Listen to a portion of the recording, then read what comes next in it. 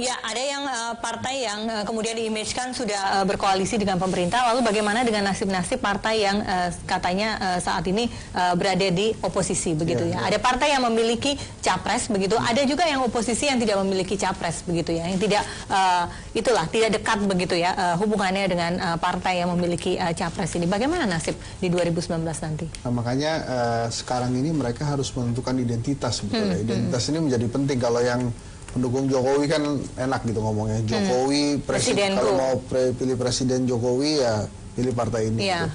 Tapi kan dari oposisi kan belum menentukan. Even Prabowo aja saya malah yakin beliau akan memainkan peran yang berbeda dibandingkan 2014. Nah, bisa menjadi cawapres begitu ya? Atau bisa bukan sama sekali atau mengusung? Kalau menurut saya beda lah, dia nggak akan masuk kalau menurut saya. Kingmaker menjadi kingmaker ya, sama seperti Jakarta bisa, begitu. Kan Jokowi juga produknya Prabowo lagi. Didorong oleh Prabowo gitu ya. Nah ini maaf. Nah kemudian sekarang kan berarti kan harus ditentukan identitasnya masing-masing. Nah kalau yang sekarang ada kan akhirnya yang Islamnya secara kuat terparti ya itu ada di PKS gitu. Kemudian ya Gerindra menjadi sosok oposisi gitu kan. Nah ini kan jadi menarik juga.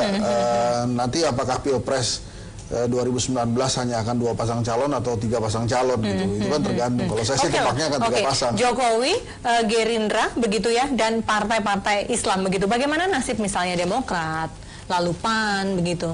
Oh iya, ini kan sekarang jauh-jauh hari makanya kalau saya sih menebaknya, makanya tadi saya katakan kalau 2019 ini kemungkinan akan ada 3 koalisi sebetulnya. Nah, kalaupun 2, maka kemungkinan besar saya sih mengungguli atau memprediksi koalisinya akan seperti yang ada di Jawa Timur. Gitu pada saat Golkar, Demokrat, Nasdem, Hanura jadi satu, mungkin mereka akan mengusung Jokowi. Di satu sisi mungkin ada koalisi yang dipimpin oleh PDIP dengan hanya 1 partai mungkin. Nah terus kemudian sisanya ada Gerindra dan PKS yang mengusung calon Islam.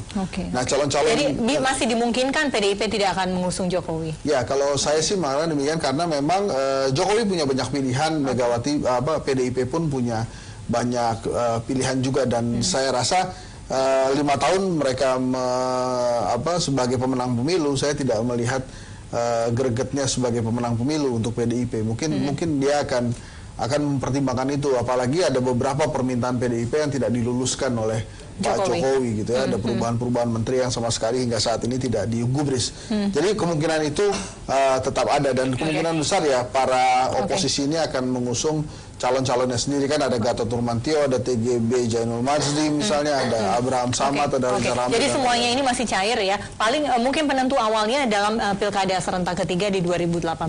Lalu kemudian mereka akan mulai berkompetisi untuk menuju 2019 seperti itu. Sayang sekali waktunya sudah habis. Terima kasih Bapak-bapak sekalian. Mbak Darin, terima kasih sudah hadir di Saling Silang. Pemirsa, itulah tadi sajian 1,5 jam Saling Silang. Kami kembali besok tentunya dengan topik-topik hangat lainnya. Saya Fesi Alwi pamit, selamat malam, sampai jumpa.